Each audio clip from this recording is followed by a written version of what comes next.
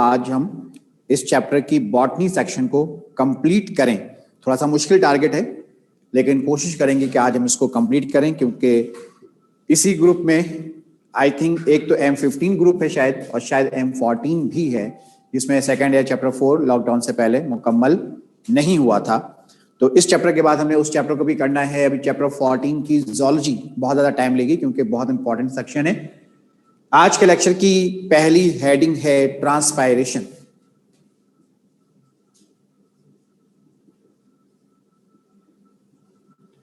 Definition लिखें। Removal of water vapours, removal of water vapors from the aerial part of plant, removal of water vapors from the aerial part of plant is called transpiration. Removal of water vapors from the aerial part of plant is called transpiration. Transpiration की 3 किस्में होती हैं।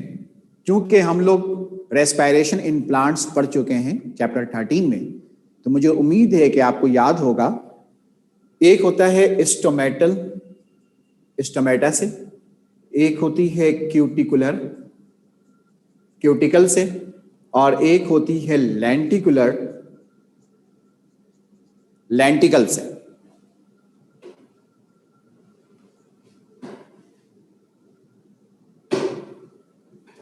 ठीक है, stomatal, cuticular और lenticular बिल्कुल उसी percentage के साथ जैसे मैंने आपको रेस्पिरेशन में पढ़ाया था। 95% क्यूटिकुलर, 3 to 4%, लेंटिकुलर 1 to 2%। ठीक है, यानी कि जो मैकेनिज्म ऑफ रेस्पिरेशन है प्लांट्स में, वही मैकेनिज्म ऑफ ट्रांसपायरेशन भी है।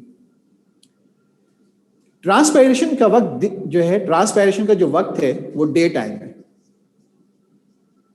ठीक है, ट्रांसपायरेशन का प्रोसेस डे टाइम में होता है, इसलिए कि इस प्रोसेस के लिए एनर्जी चाहिए, और ये एनर्जी सनलाइट से मिलती है। ठीक है, ये एनर्जी सनलाइट से मिलती है, तो इसलिए ये प्रोसेस दिन के वक्त होगा, क्योंकि इस प्रोसेस के लिए एनर्जी रिक्वायर्ड है। ठीक है, इस प्रोसेस के लिए एनर्जी रिक्वायर्ड है। बहुत तवज्जो के साथ इस मैकेनिज्म को समझें, इंपॉर्टेंट है। देखो, ये स्टोमेटा है, जो कि लीफ के माइक्रोस्कोपिक पोर्स होते हैं, और इसके सराउंडिंग में जो सेल्स होते हैं, इसके सराउंडिंग में जो सेल्स होते हैं, हम इन्हें मीजोफिल सेल्स कहते हैं। मीजोफिल सेल्स, फोटोसिंथेटिक सेल भी कहते हैं इन्हीं को, मीजोफिल सेल। तो जो स्टोमेटा से करीब है, हम इसे लेबल कर लेते हैं M1, mesophyll cell 1, mesophyll cell 2, इसके बाद मीजोफिल सेल 3। सही है, अपने सारे काम छोड़ दीजिए और मुकम्मल कंसंट्रेशन के साथ इस टॉपिक को पहले समझें। मैं आपको 2 मिनट दूंगा, इस टॉपिक को समझाने के बाद 2 मिनट का टाइम दूंगा, आप उसको अपने अल्फाज में लिख लीजिएगा, लेकिन पहले सिर्फ समझें। देखिए, स्टोमेटा के पास पोटाशियम होता है, और मीजोफिल सेल में वाटर होता है। ठीक है, अभी काम नहीं करना है, मैं दोबारा कह रहा हूं आपसे, पहले समझें। स्टोमेटा जब ओपन होता है, दूसरे लफ्जों में जब रिलैक्स होता है, तो वाटर एब्जॉर्ब करता है। ठीक है, स्टोमेटा जब ओपन होता है, या दूसरे लफ्जों में जब स्टोमेटा रिलैक्स होता है, तो क्या करता है? वाटर एब्जॉर्ब करता है। और जब स्टोमेटा क्लोज होता है, दूसरे लफ्जों में कॉन्ट्रैक्ट होता है, तो ये क्या करता है? वाटर रिलीज करता है। रिलीज करने का मतलब समझते हैं आप? रिलीज करने का मतलब है ट्रांसपायरेशन। सही है, ये है फिनोमिना। तो आइए इस फिनोमिना को यहां अप्लाई करके देखते हैं। स्टोमेटा के पास क्या है? पोटाशियम। मेसोफिल सेल में क्या है? वाटर। पहले क्या करेगा स्टोमेटा? ये ओपन होगा, रिलैक्स होगा, क्या करेगा? वाटर एब्जॉर्ब करेगा। लेकिन वाटर कैसे एब्जॉर्ब करेगा? ये अपना पोटाशियम M1 से एक्सचेंज कर लेगा, इसको पोटाशियम दे देगा और इसका वाटर ले लेगा, एक्सचेंज हो गया। ठीक है, अब दूसरा प्रोसेस होगा। दूसरा प्रोसेस क्या है? स्टोमेटा क्लोज होगा। जब स्टोमेटा क्लोज होगा तो जो वाटर स्टोमेटा में है ये ट्रांसपायरेशन में रिलीज, ये वाटर रिलीज हो गया, तो स्टोमेटा क्या हो जाएगा? एम्प्टी। सही। जब स्टोमेटा एम्प्टी हो जाता है तो ये अपना पोटाशियम वापस ले लेता है। ठीक है, अब M1 एम्प्टी हो गया तो M1 क्या करेगा? M2 से वाटर ले लेगा। अब M2 एम्प्टी हो गया तो ये क्या करेगा? M3 से वाटर ले लेगा। इस तरह से कंडीशन फिर से वहीं आ गई कि स्टोमेटा के पास पोटाशियम, मेसोफिल सेल में वाटर, फिर ओपन होगा, वाटर एक्सचेंज कर लेगा अपने पोटाशियम से, फिर कॉन्ट्रैक्ट होगा, वाटर रिलीज कर देगा, फिर ये एम्प्टी होगा, फिर ये वाटर ले लेगा, फिर ये इससे वाटर ले लेगा, इससे वाटर ले लेगा। इस तरीके से ये सिलसिला चलता रहता है। ठीक है, 2 मिनट का टाइम है, इसको नोट कीजिए।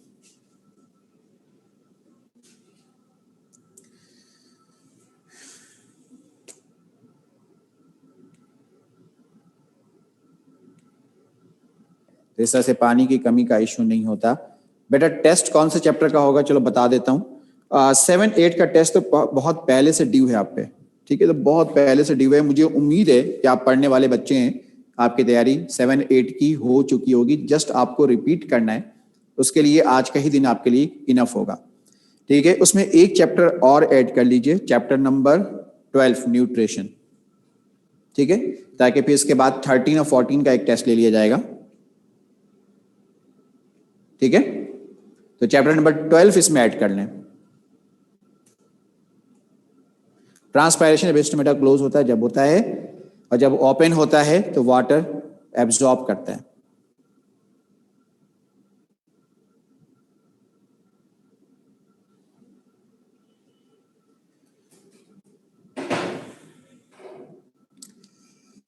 आप लोगों के बहुत बाद बनने वाले ग्रुप जो बिल्कुल डॉक्टरेशन के आखिरी ग्रुप हैं, जैसे इवनिंग में E11 ग्रुप है, E10 ग्रुप है, कल उन तमाम ग्रुप्स में 3 चैप्टर का टेस्ट एक साथ कंडक्ट किया गया। Chapter 11 first year, chapter 12, chapter 13।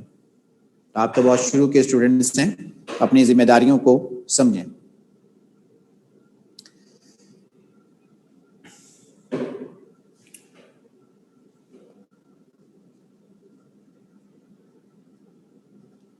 Day time की बात हुई मुकम्मल कि दिन के वक्त होगा ट्रांसपायरेशन, लेकिन जो एक्सेस वाटर है, जो टॉक्सिक वाटर है, वो रात के वक्त भी रिमूव होता है, और इस प्रोसेस को हम कहते हैं गुटेशन।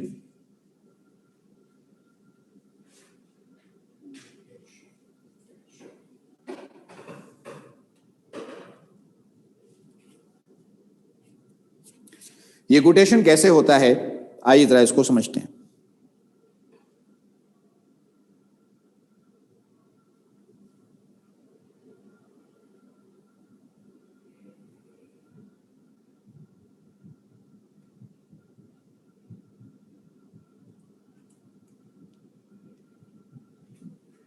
गुटेशन किसे कहते हैं?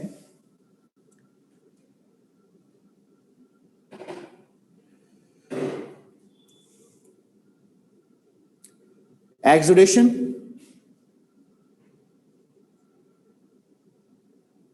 of water droplets from the hydrothords of leaf.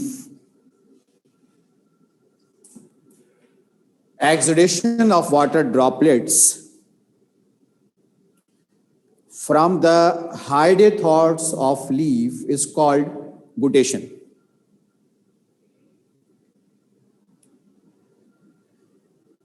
हाइड्रोथॉट्स क्या होते हैं? देखिए, ये लीफ है,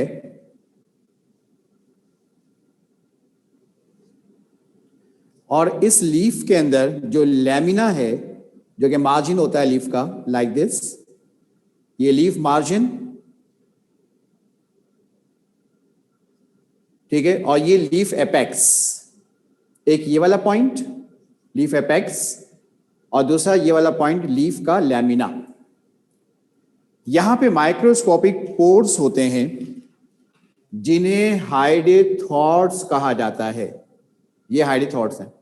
कौन सा? Point number 1 leaf apex, point number 2 leaf lamina. सही।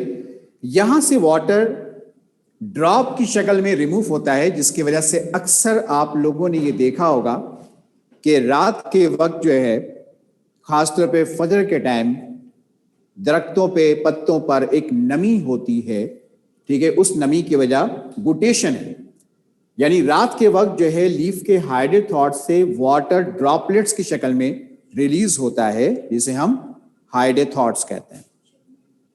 ठीक है। Now factors of transpiration.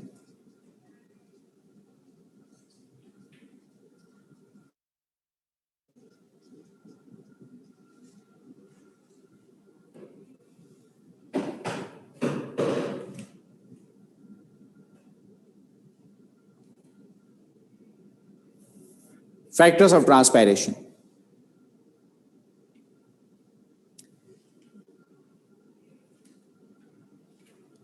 एक छोटा सा जुमला याद रखिए कि ऑल फैक्टर्स डायरेक्टली प्रोपोर्शनल है सिवाय ह्यूमिडिटी के। अगर हवा में नमी पहले से ज्यादा है तो ट्रांसपायरेशन कम होगी। अगर हवा में नमी पहले से ज्यादा है तो ट्रांसपायरेशन कम होगी, क्योंकि हवा पहले से ह्यूमिड है, हवा में पहले से वेपर्स मौजूद हैं। सही है। लेकिन अगर हवा ड्राई है, खुश्क है, क्योंकि आप जानते हैं कि डिफ्यूजन हमेशा ज्यादा कंसंट्रेशन से कम कंसंट्रेशन की तरफ होती है, तो अगर प्लांट में कंसंट्रेशन ज्यादा है, हवा खुश्क है, हवा ड्राई है, एटमॉस्फेयर ड्राई है, तो ट्रांसपायरेशन ज्यादा होगी। लेकिन इसके बरक्स अगर हवा में पहले से नमी मौजूद है तो फिर ट्रांसपायरेशन कम हो जाएगी। ठीक है। तो ह्यूमिडिटी ये इनवर्सली प्रोपोर्शनल है, बाकी सारे फैक्टर्स डायरेक्टली प्रोपोर्शनल है। और डायरेक्टली प्रोपोर्शनल के लिए सिर्फ दो बातें अगर जहन में रखें, एक तो ये कि अगर जमीन में पानी ज्यादा है तो पौधे को पानी ज्यादा मिलेगा, और जब पौधे को पानी ज्यादा मिलेगा तो ट्रांसपायरेशन भी ज्यादा होगी। ठीक है। और इसी तरीके से दूसरी बात याद रखें, टेम्परेचर। सनलाइट की इंटेंसिटी ज्यादा है, टेम्परेचर ज्यादा होगा। ठीक है। हवा गर्म चल रही है, हीट स्ट्रोक चल रहे हैं, टेम्परेचर ज्यादा होगा। ठीक है। तो किसी भी वजह से टेम्परेचर बढ़ेगा तो ट्रांसपायरेशन बढ़ जाएगा, क्योंकि टेम्परेचर और ट्रांसपायरेशन डायरेक्टली प्रोपोर्शनल है। और इसी तरीके से अगर जमीन के अंदर पानी ज्यादा है तो पौधे को पानी ज्यादा मिलेगा, जब पौधे को पानी ज्यादा मिलेगा तो ट्रांसपायरेशन भी ज्यादा होगी। ठीक है। और जब जमीन में पानी कम है तो फिर जाहिर सी बात है पौधे को पानी कम मिलेगा, ट्रांसपायरेशन कम हो जाएगी। तो सारे फैक्टर्स डायरेक्टली प्रोपोर्शनल हैं सिवाय एक ह्यूमिडिटी के। तो डायरेक्टली प्रोपोर्शनल वाले फैक्टर्स कौन से हैं? Sunlight, temperature. पौधे के लिए, दोनों के लिए सोर्स सन है। ठीक है। सनलाइट के लिए भी और टेम्परेचर के लिए भी जो बेसिक सोर्स है प्लांट के लिए वो सन है। ठीक है। तो सनलाइट, टेम्परेचर, विंड, हवा, अवेलेबिलिटी ऑफ वाटर, ये सारे फैक्टर्स हैं डायरेक्टली प्रोपोर्शनल। और मैंने एक जुमला कहा था आपसे कि इस तफसील में जाने की जरूरत नहीं है, मैंने फिर भी थोड़ी सी बातें आपको समझा दी। ठीक है। मतलब एक जुमला याद रखें कि सारे फैक्टर्स डायरेक्टली प्रोपोर्शनल होते हैं सिवाय एक फैक्टर के, और वो है ह्यूमिडिटी। सही है।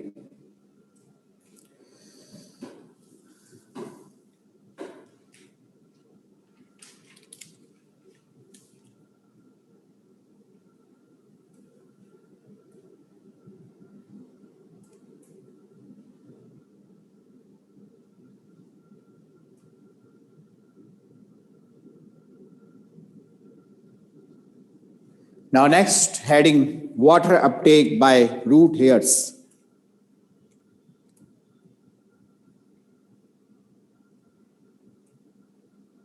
जी डिफ्यूजन होती है, Mohammad Fayaz.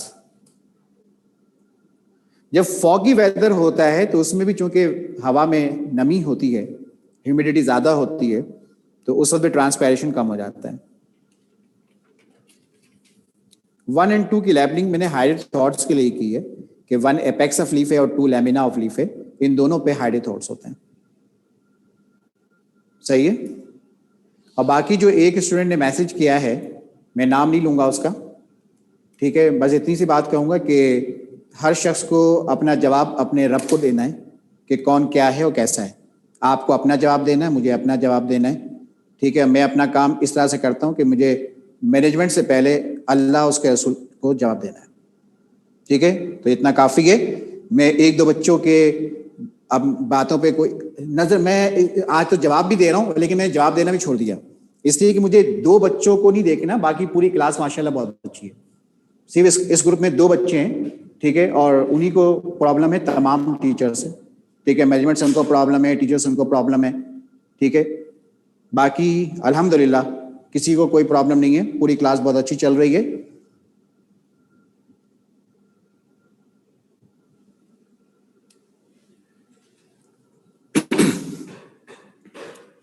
Water uptake by root hairs, बाकी सेंटर में जाके देखते हैं ना, आपकी जान छुड़ाने वाली हरकतें क्या की लोगों ने शहर कराची में लॉकडाउन के अंदर, तो आपको अंदाजा हो जाता है कि डॉक्टर्स इनके एफर्ट्स क्या हैं और दीगर टीचर्स और दीगर सेंटर्स के एफर्ट्स क्या हैं, ठीक है। अल्लाह का शुक्र अदा करने की आदत डालें, ना कि अल्लाह की नाशुक्री करें। Water uptake by root hairs, सबसे नीचे प्लांट में जो चीज होती है वो रूट हेयर्स हैं, ठीक है। प्लांट्स में सबसे नीचे जो चीज होती है वो रूट हेयर्स है। तो ये रूट हेयर्स वाटर कैसे एब्जॉर्ब करेगा, इसके 3 तरीके हैं। Number 1 cellular pathway,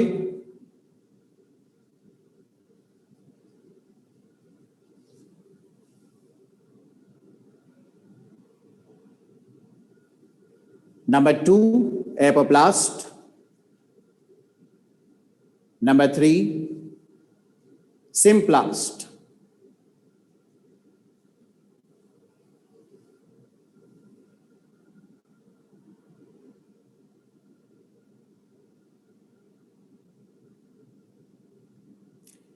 cellular pathway, apoplast, symplast क्या होता है, आइए इसको समझते हैं।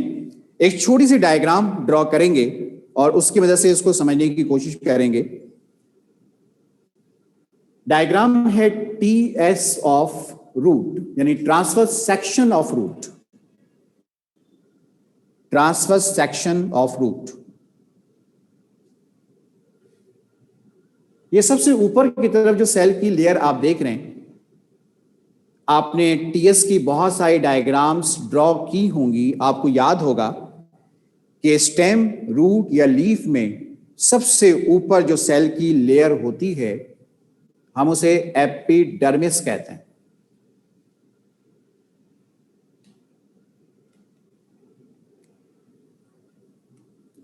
अब देखिए एपिडर्मिस में भी अगर सपोज करें कि ये रूट हेयर है और यहां जमीन में पानी है, जो सेल पानी से जितना क्लोज होगा उसको हम सेल नंबर 1 कहेंगे, क्योंकि पानी से बिल्कुल करीब है। तो अगर ये सेल नंबर 1 है तो ये 2 है, ये 3 है, ये 4 है और ये 5 है। इस एपिडर्मिस के नीचे जो सेल्स होते हैं इन्हें कॉर्टेक्स कहा जाता है।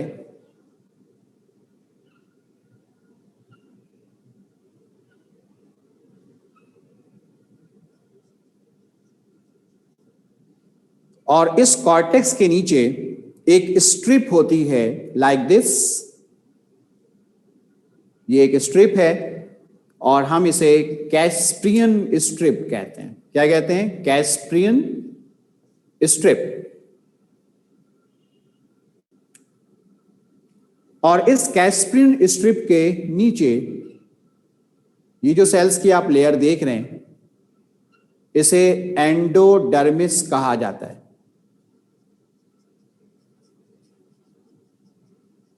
ये डायग्राम बनाएं और फिर हम देखते हैं कि वाटर अपटेक किस तरह से होगा।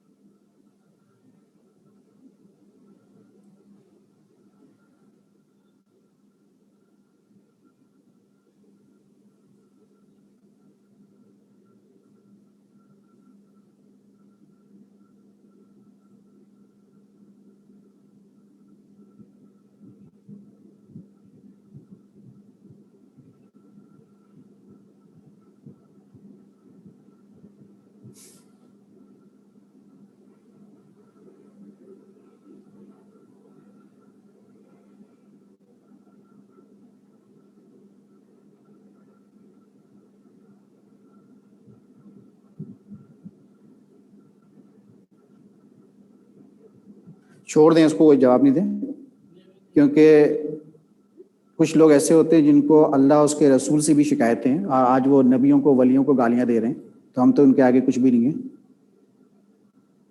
आज भी आप देख लेना, एक तहरीक पाकिस्तान में उठी हुई है, सहाबा को गालियां देनी है, वलियों को गालियां देनी है। तो जब अल्लाह के नेक बंदों को नहीं छोड़ा गया तो हम जैसे लोग क्या हैं यार? हाँ, हम जैसे लोग फिर क्या है? कुछ भी नहीं है।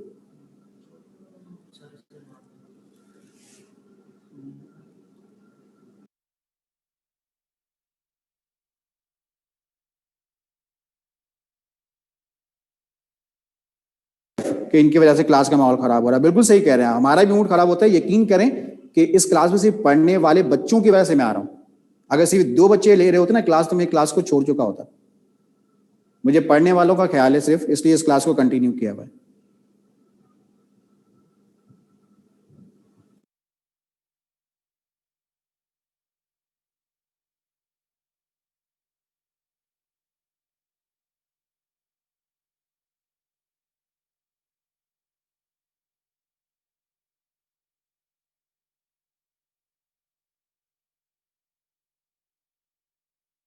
किया जाता है इसको आउट, लेकिन हम किसी का मुस्तकबिल खराब नहीं करना चाहते।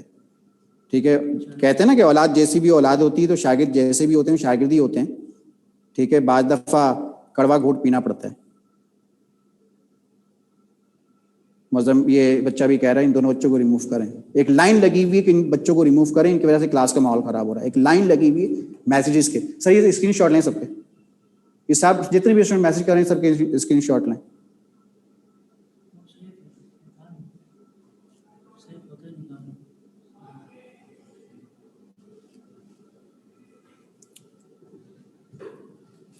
चलें जी, आ जाए टॉपिक पे।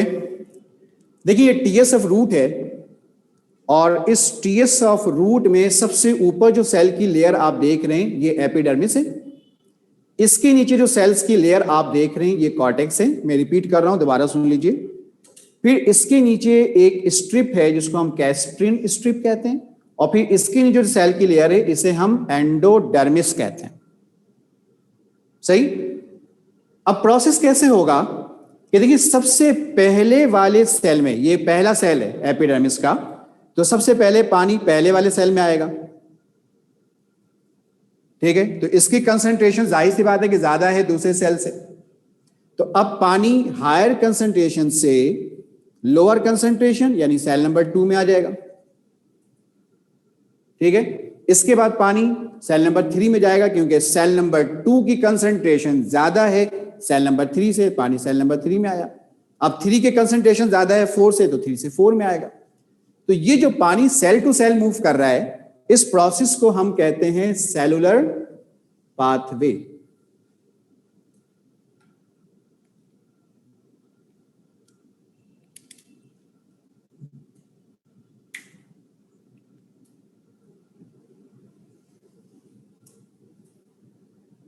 Now apoplast. एपोप्लास्ट में क्या होता है?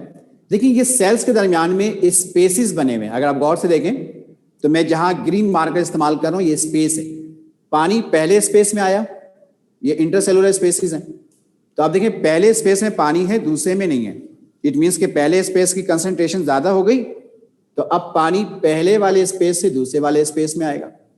अब दूसरे स्पेस की कंसंट्रेशन ज्यादा होगी तीसरे से, तो अब पानी दूसरे से तीसरे में आएगा, तीसरे से चौथे में आएगा, यहां से पांचवें में आएगा। तो ये पानी इंटरसेलुलर स्पेसिस के अंदर मूव कर रहा है, इसे कहते हैं एपोप्लास्ट।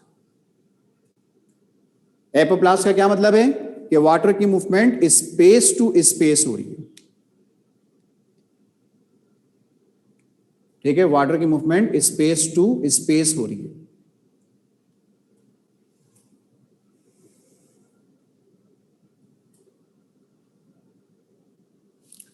नाउ कैस्प्रिन स्ट्रिप का रोल क्या है?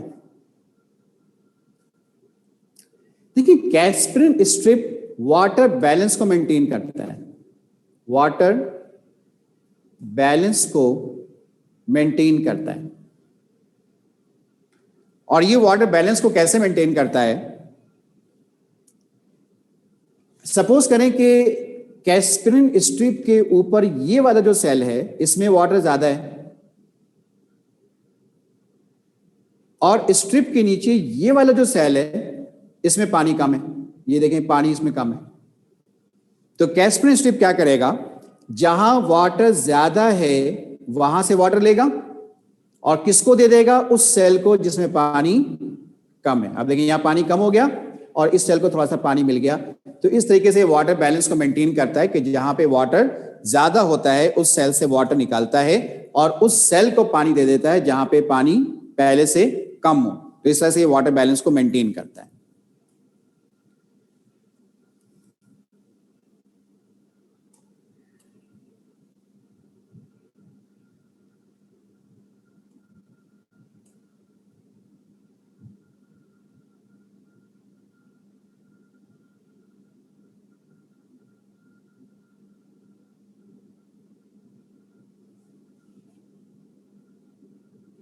Now third one, symplast. Symplast को समझें, सिम्प्लास्ट क्या होता है।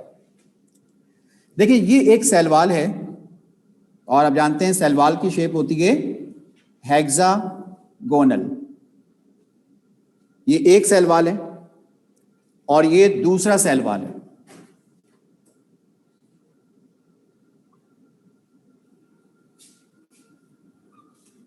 ये दूसरा सेल वॉल है। ये सेल आप देख रहे हैं थोड़ा सा स्वेल है क्योंकि इसमें वाटर ज्यादा है। सपोज ये सेल नंबर 1 है और इसमें वाटर ज्यादा है, और ये सेल थोड़ा सा आपको स्वेल नहीं लग रहा, तो ये सेल नंबर 2 है और इसमें वाटर कम है। सेल वॉल के अंदर ये जो ओपनिंग्स आप देख रहे हैं, ये जो 6 ओपनिंग्स होती हैं, 1 2 3 4 5 6, जो ओपनिंग्स होती हैं इसे कहते हैं प्लाज्मोडेस्माटा।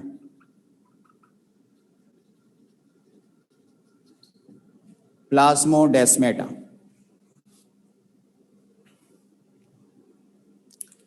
अब क्या होगा इसमें, देखें वाटर की कंसंट्रेशन सेल नंबर 1 में ज्यादा है और सेल नंबर 2 में कम है, तो वाटर डिफ्यूज होगा from cell number 1 higher concentration to cell number 2 lower concentration. ये सेल नंबर 1 से वाटर डिफ्यूज हुआ सेल नंबर 2 में, और कहां से डिफ्यूज हो रहा है, तो आप रास्ता देखें कौन सा है, प्लाज्मोडेस्माटा। इससे कहते हैं सिम्प्लास्ट, कि जहां पे वाटर की ट्रांसपोर्टेशन सिम्प्लास्ट के जरिए होती है और पानी एक सेल से दूसरे सेल में मूव करता है थ्रू प्लाज्मोडेस्माटा। इस प्रोसेस को कहेंगे सिम्प्लास्ट। बोर्ड इरेज करूंगा, अगर किसी को स्क्रीनशॉट लेना हो तो ले लें।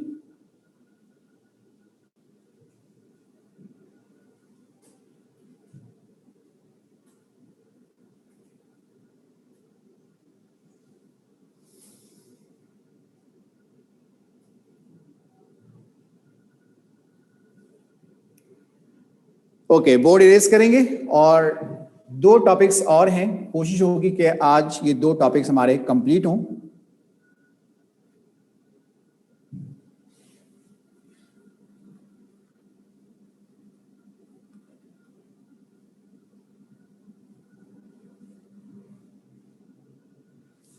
Now next topic, translocation.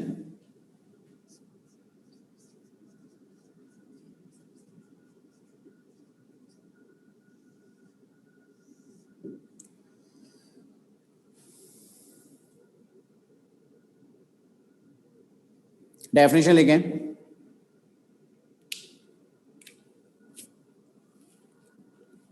Transportation of food substances, transportation of food substances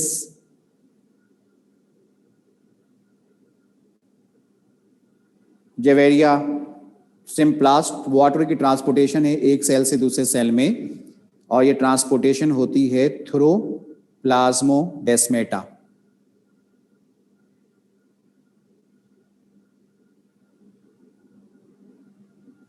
ठीक है, ट्रांसलोकेशन की डेफिनेशन लिखें। Transportation of food substances, transportation of food substances from leaf, transportation of food substances from leaf to the other parts of plant, from leaf to the other parts of plant by the help of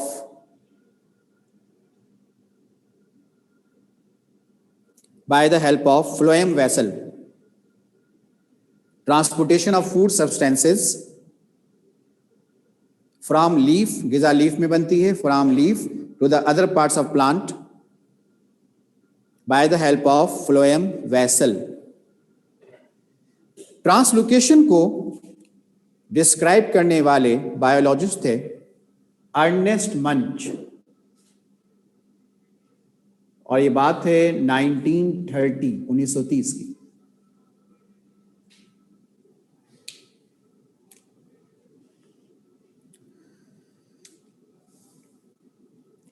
इनकी theory को मंच hypothesis,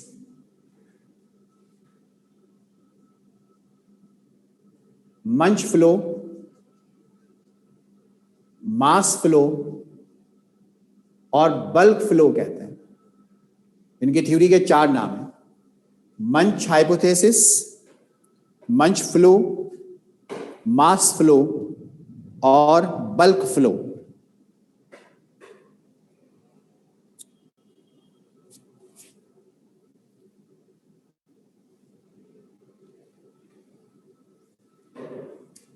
translocation का जो mechanism है इसे कहते हैं source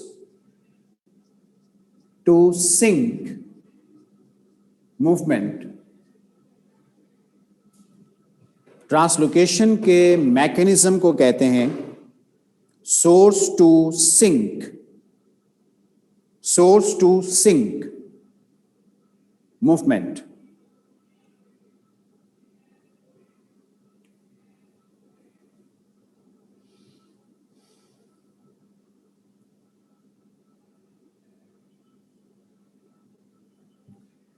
source का मतलब होता है जहां गिजा बन रही हो। सोर्स का मतलब क्या होता है? जहां गिजा बन रही है। और सिंक का मतलब होता है जहां फूड रिक्वायर्ड है। सिंक जहां फूड रिक्वायर्ड है और सोर्स जहां फूड बन रही है। 2 क्वेश्चन आए पास्ट पेपर में इस टॉपिक से। मैं दोनों क्वेश्चंस को बोर्ड के ऊपर आपको समझा रहा हूं एक एक करके, और मैं चाहूंगा कि मेरे साथ काम ना करें, पहले समझ लें और फिर उसके बाद मैं आपको 5 मिनट का टाइम दूंगा। उम्मीद है मुझे आप 5 मिनट में बासानी नोट कर लेंगे। पहले समझ लें, अभी मेरे साथ साथ नहीं लिखिएगा। सोर्स टू सिंक मूवमेंट, यहां से 2 क्वेश्चंस आए हैं, दोनों आज के लेक्चर में शामिल। देखें, ये है सोर्स। सोर्स किसे कहेंगे? जहां पे फूड बन रही है। और ये है स्टोरेज फूड, जिसको आपकी बुक में लिखा हुआ है कि ये सुक्रोज है। ठीक है, ये सुक्रोज है। हालांकि आप जानते हैं कि प्लांट के अंदर जो फूड स्टोर होता है वो सुक्रोज की फॉर्म में नहीं होता, वो स्टार्च की फॉर्म में होता है। लेकिन चूंकि बुक में सुक्रोज लिखा है और आपने बुक फॉलो करना है, तो मैंने भी यहां सुक्रोज ही लिखा है, लेकिन याद रहे कि ये स्टार्च है। अब देखिए, ये फ्लोएम वेसल का ये पहला हिस्सा है, इसे कहते हैं कंपेनियन सेल। Companion cell.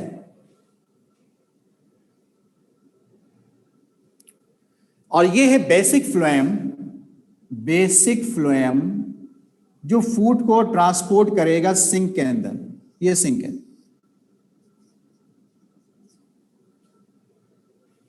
ठीक है। और ये जो बेसिक फ्लोएम है जो फूड ट्रांसपोर्ट करेगा, हम इसे कहते हैं सीव्स ट्यूब। ठीक है, हम इसे कहते हैं सीव्स ट्यूब।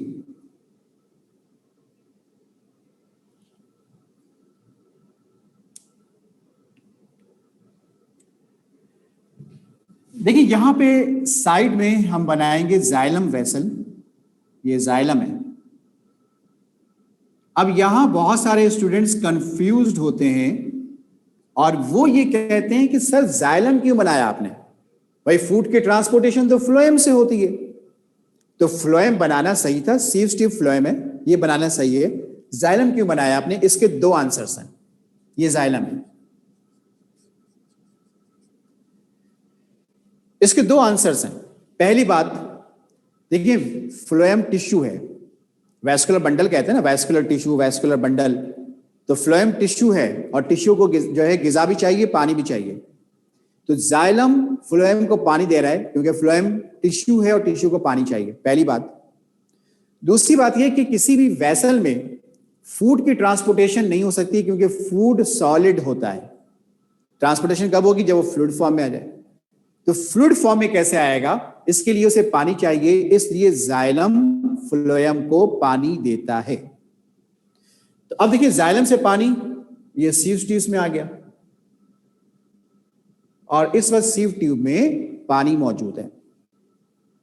एक बात और याद रखिएगा कि जाइलम की वेसल शॉर्ट होती है और जो फ्लोएम के वेसल्स होते हैं ये लॉन्ग होते हैं। ये बात भी याद रखिएगा कि जाइलम शॉर्ट होता है और फ्लोएम लॉन्ग होता है।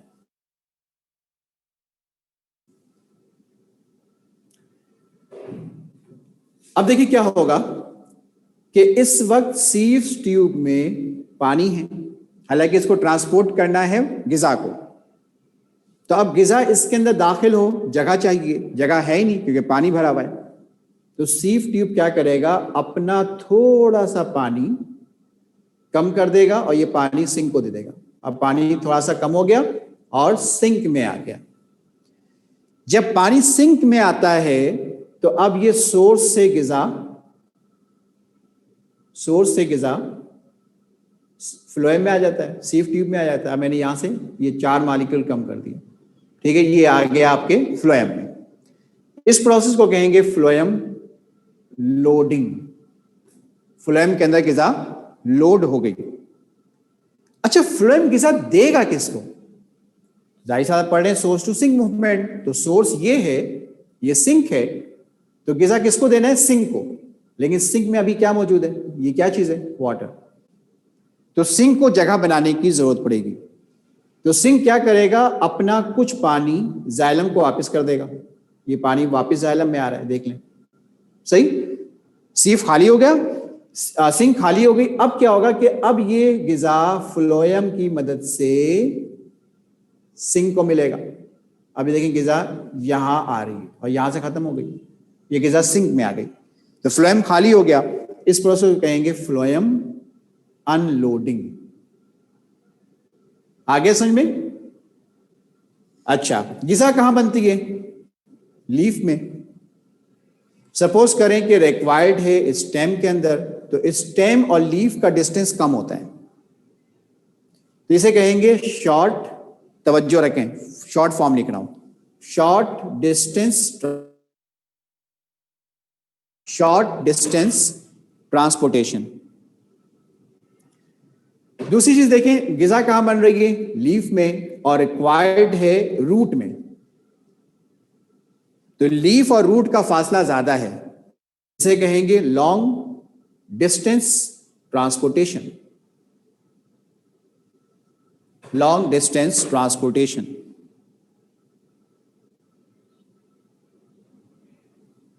एक और चीज को समझें, देखिए ये सारा फिनोमिना जो इस वक्त आप पढ़ रहे हैं, ये तो एक प्लांट के अंदर प्रोसेस बताया गया कि प्लांट में ऐसे होता है।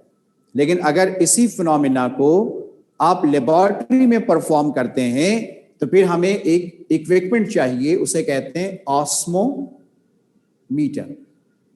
ऑस्मोमीटर एक लेबोरेटरी इक्विपमेंट है जिसके जरिए आप ट्रांसलोकेशन को परफॉर्म करेंगे। सही है? ये पहला क्वेश्चन, पिक्टोरियल क्वेश्चन, और ये दूसरा, ये दोनों पास्ट पेपर में आए हैं और दोनों आपकी बुक की ही डायग्राम्स हैं। ऑस्मोमीटर की बात करते हैं।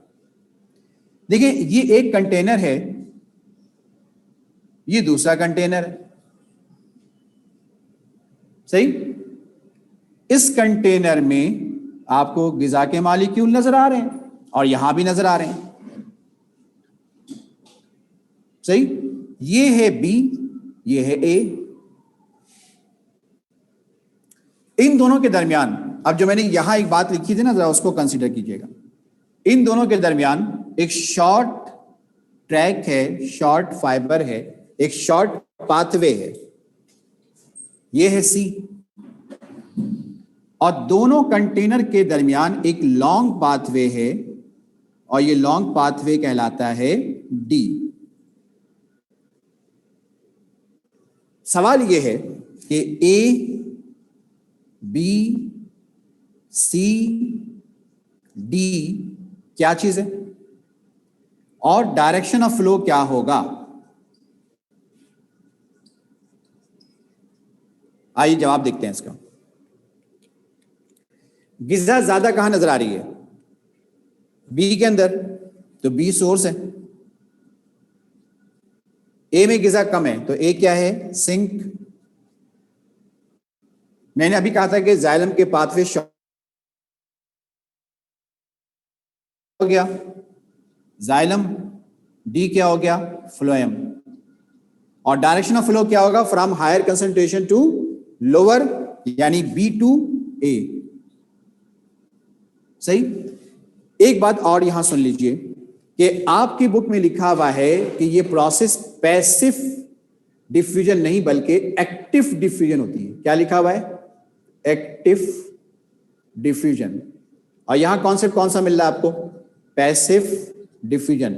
यानी यहां मूवमेंट कैसे हो रही है? Higher to lower concentration. अच्छा, बजाहिर देखें तो यहां पे भी हायर टू लोअर ही हो रही थी, यहां गिजा ज्यादा थी, यहां गिजा कम थी। तो बुक के अंदर यहां तो इन्होंने सही लिखा है कि पैसिव डिफ्यूजन है, लेकिन यहां इन्होंने लिखा है कि एक्टिव डिफ्यूजन है। तो एक्टिव डिफ्यूजन कुछ कंडीशंस में होती है, इससे इनकार नहीं है, लेकिन बेसिकली ये भी पैसिव डिफ्यूजन है, एक्टिव नहीं है। क्योंकि सोर्स में गिजा बनती है, सिंक को चाहिए, तो सिंक के पास तो कम है गिजा, ठीक है। लेकिन आपने चूंकि बुक को फॉलो करना है, तो अगर ये वाला क्वेश्चन आएगा तो एक्टिव डिफ्यूजन पे जाएंगे, और ये वाला क्वेश्चन आएगा तो पैसिव पे जाएंगे, अकॉर्डिंग टू योर बुक, ठीक है। यानी खुद आपकी बुक में कंट्रोवर्सी है कि एक जगह वो एक्टिव कह रहे हैं तो दूसरी जगह पैसिव कह रहे हैं। सही। 5 मिनट का टाइम दे रहा हूं, ये पूरा स्ट्रक्चर अपने पास ड्रॉ करें, एक्सप्लेन करें अपने पास, ठीक है। और उसके बाद हम एक टॉपिक और करेंगे। क्लास थोड़ी सी मैं आज 1 बजे के बाद भी हो सकता है कि 5-6 मिनट 8 मिनट में ले लूं, ठीक है।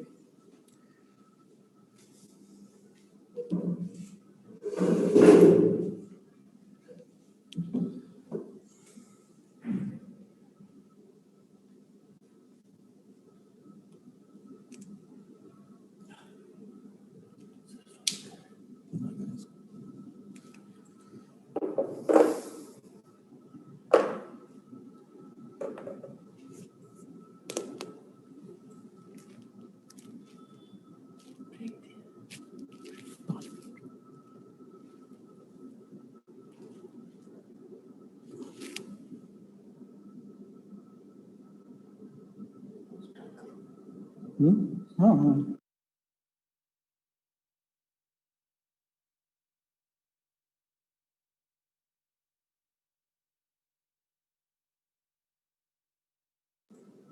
आमना गुल कहती हैं कि आपको मूड खराब करने की, गुस्सा करने की जरूरत नहीं है। जो लोग असातिज़ा की इज्जत नहीं करते वो कभी कामयाब नहीं होते।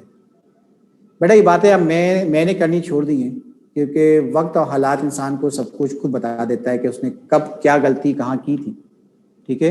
वक्त और हालात खुद बता देता है,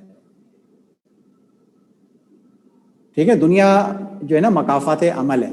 अल्लाह ताला यहाँ भी और आखिरत में भी, दोनों जगह अल्लाह ताला ये इंसान को एहसास दिला देता है कि वो कहाँ गलत था।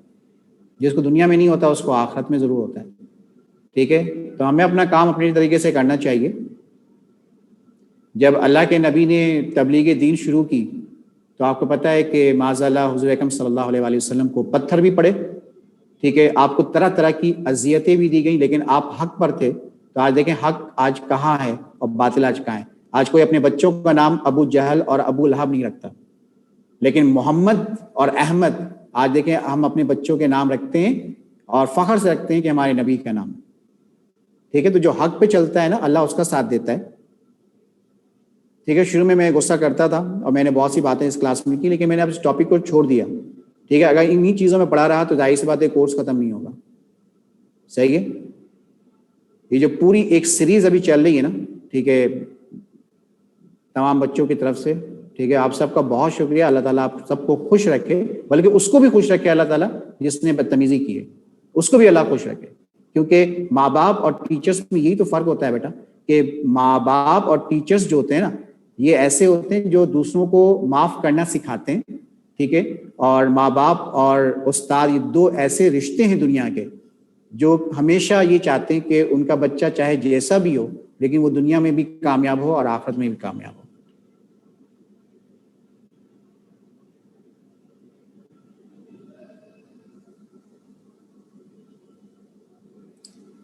फ्लोएम अनलोडिंग का मतलब यह है कि फ्लोएम के अंदर जो गिजा थी उसने अपनी गिजा सिंक को दे दी तो खुद खाली हो गया। तो जब खुद खाली हो गया तो फ्लोएम हो गया अनलोड।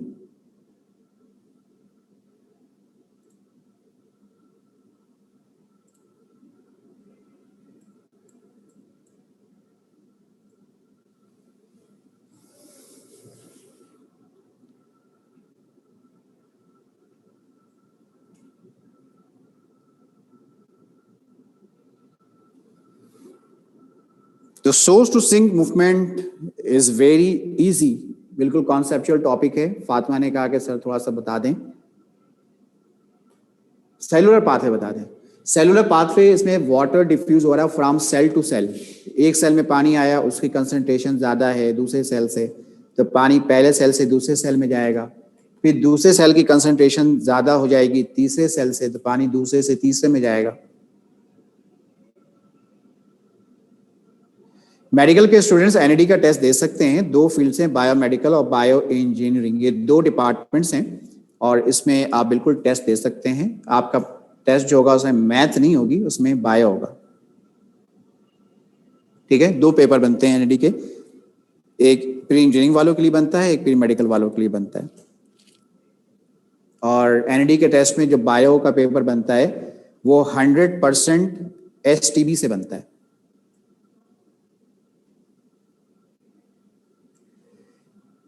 दो क्वेश्चन बॉटनी सेक्शन से आने के चांसेस हैं और पिछले तमाम पास्ट पेपर्स को मैं अपने लेक्चर में डिस्कस कर चुका हूं। हर टॉपिक में मैं पास्ट पेपर को भी डिस्कस कर रहा हूं। बाकी टेस्ट होगा तो जो थोड़ी बहुत आपकी और कंफ्यूजन है वो टेस्ट में भी क्लियर हो जाएगी।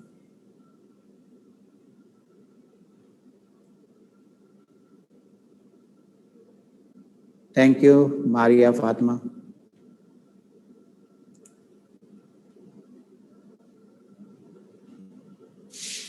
सोर्स टू सिंक में देखें, सोर्स में गिजा बन रही है और आपकी बुक में लिखा हुआ है कि जो गिजा स्टोर हो रही है वो सुक्रोज की फॉर्म है, ठीक है। फिर गिजा यहाँ से कंपेनियन सेल्स में आती है जो कि फ्लोएम का ही एक हिस्सा है, और फिर वहां से गिजा बेसिक फ्लोएम में आ जाती है सीफ ट्यूब के अंदर, ठीक है। तो जब गिजा सीफ ट्यूब में आएगी तो ये फ्लोएम लोडिंग कहलाएगा, और जब सिंक को गिजा दे दिया जाएगा तो ये फ्लोएम अनलोडिंग कहलाएगा, ठीक है। एसओटी नहीं लिखा बेटा, एसडीटी लिखा है, short distance transportation leaf to stem, और लॉन्ग डिस्टेंस ट्रांसपोर्टेशन होती है लीफ टू रूट। अभी टेस्ट के बारे में बेटा कोई पॉलिसी हातमी तौर पे नहीं आई है कि टेस्ट सेंट्रलाइज होगा या नहीं होगा, ठीक है। थोड़ा सा वेट करें, आने वाले एक दो हफ्तों में उम्मीद है कि मिड सितंबर तक मामला क्लियर हो जाएंगे।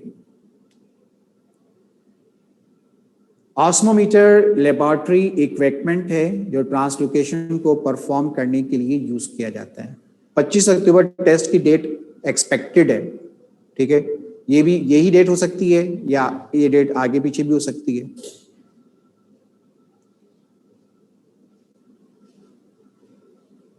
जी बिल्कुल ग्रांड टेस्ट होंगे।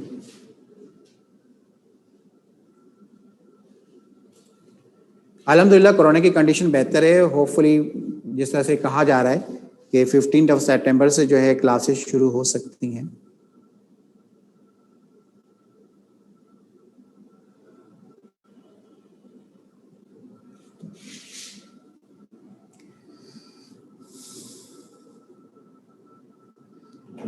AQU टेस्ट के बारे में इंफॉर्मेशन जो है सर असद या सर अली हसन फहीम से आप जरूर ले लीजिएगा, ठीक है। वो AQU पढ़ा भी रहे होते हैं और उनको इंफॉर्मेशन भी है। अच्छा क्या कह रहे हैं आप लोग, एक टॉपिक और पढ़ा दूं? टाइम तो हो गया है, अगर आप कहेंगे तो पढ़ा देता हूं वरना ऑफ कर रहा हूं। एक टॉपिक रह गया है, एसेंट ऑफ सेप, करवा दूं? ठीक है। मुझे आप लोगों का रिप्लाई चाहिए था क्योंकि टाइम हो चुका है। स्टार्ट करें या अभी आप लोग नोट कर रहे हैं?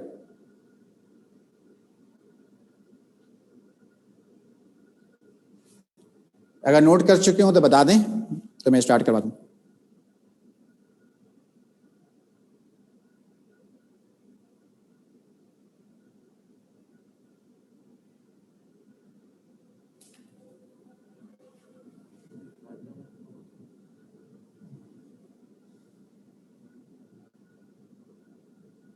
बेटा डॉक्टर्स इनके टीचर हमेशा एक बात याद रखें, ये मैं तारीफ के लिए नहीं कह रहा हूँ, ये कुछ चीज़ें होती हैं जो कि ये कह लें कि तहदीस नेमत के तौर पे कहा जाता है।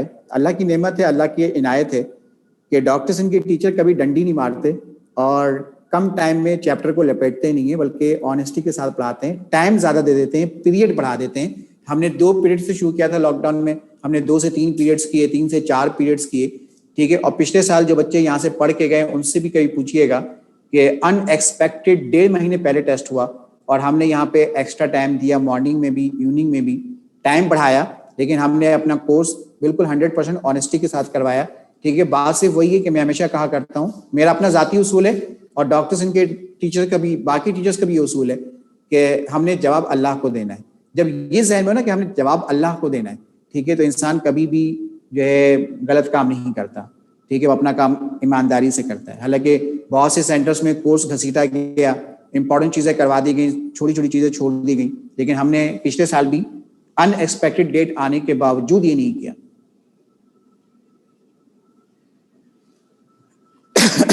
स्टार्ट करवा रहा हूं आखिरी टॉपिक।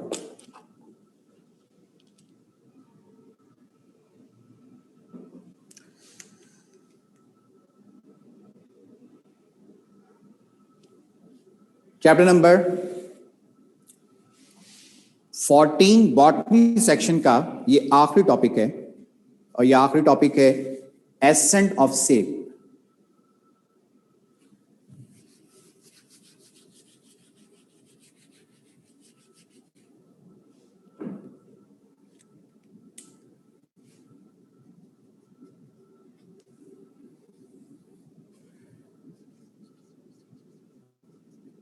एसेंट का मतलब होता है क्लाइंबिंग, किसी चीज का नीचे से ऊपर की तरफ मुंतकिल होना। सेप का मतलब होता है वाटर एंड मिनरल्स। भाई पौधा जमीन से क्या चीज ले रहा है? वाटर और मिनरल्स। तो ये वाटर और मिनरल्स रूट से जब शूट में आता है तो उसको एसेंट ऑफ सेप कहते हैं। डेफिनेशन लिखें, ट्रांसपोर्टेशन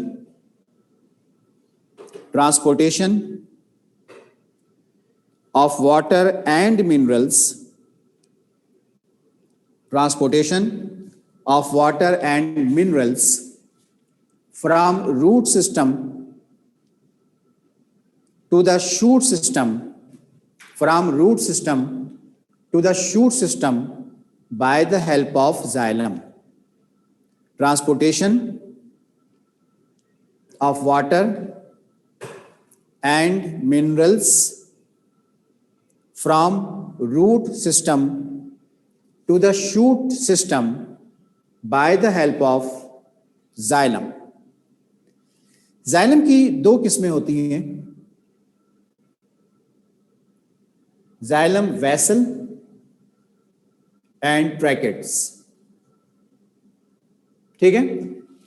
अच्छा, कुछ किताबों में वेसल की हेडिंग में ट्रैकेट्स लिखा हुआ है और ट्रैकेट्स की हेडिंग में वेसल लिखा हुआ है, ठीक है। तो इसको भी थोड़ा सा कंसीडर कर लीजिएगा। अगर आप एक से ज्यादा बोर्ड्स की किताबें पढ़ते हैं तो आपको थोड़ी सी कंफ्यूजन मिलेगी इसमें।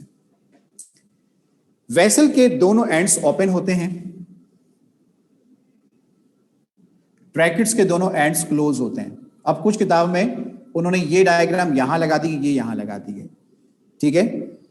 तो एसटीबी को फॉलो करें, बस सिंपल सी बात ये वेसल, ये ट्रैकेट्स, इसका डायमीटर होता है 20 to 70 माइक्रोन, इसका होता है 30 माइक्रोन। ये होती है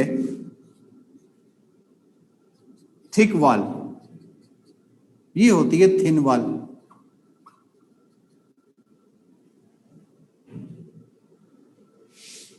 सही है।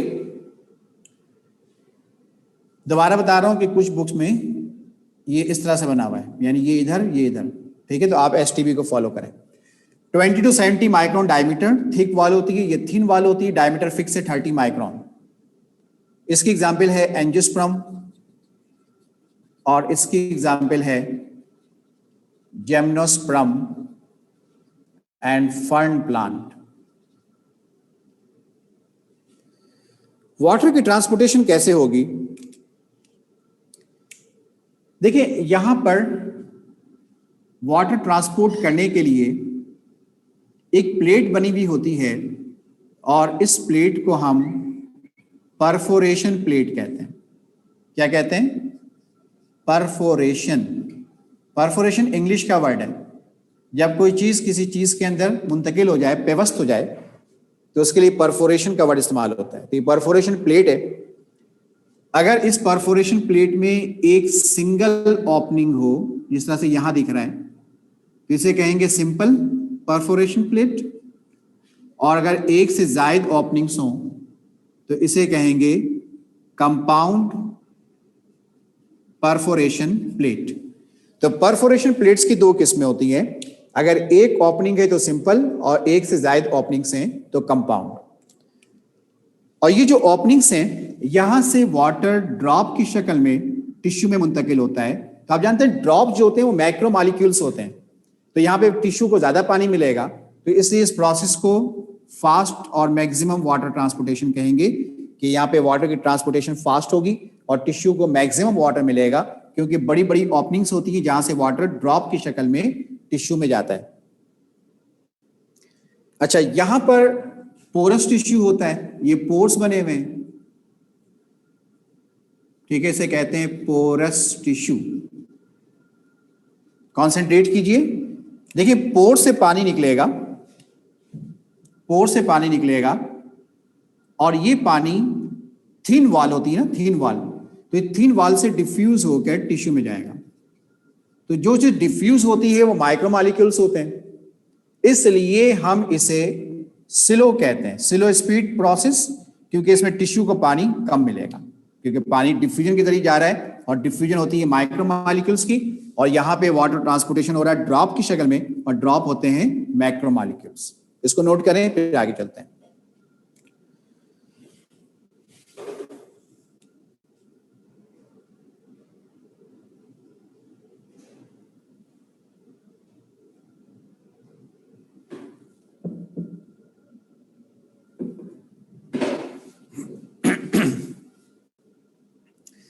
चलते हैं आगे, और अब देखेंगे इसका मैकेनिज्म क्या होगा, इस पूरे प्रोसेस का मैकेनिज्म क्या होगा।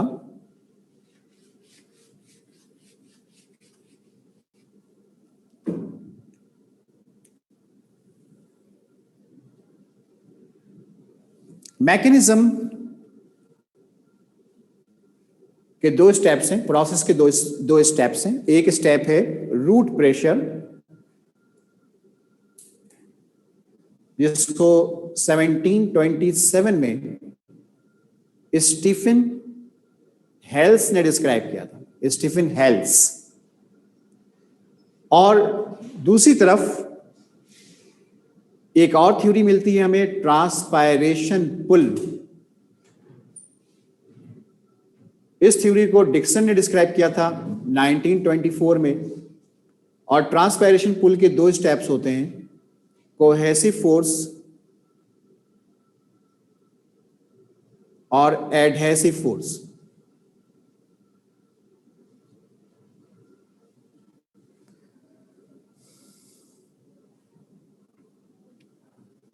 पहले सारे पैरामीटर्स नोट कर लीजिए, फिर मैं आपको फाइनली समझा देता हूं इस टॉपिक को, फिर उसके बाद हम ऑफ करेंगे आज की क्लास।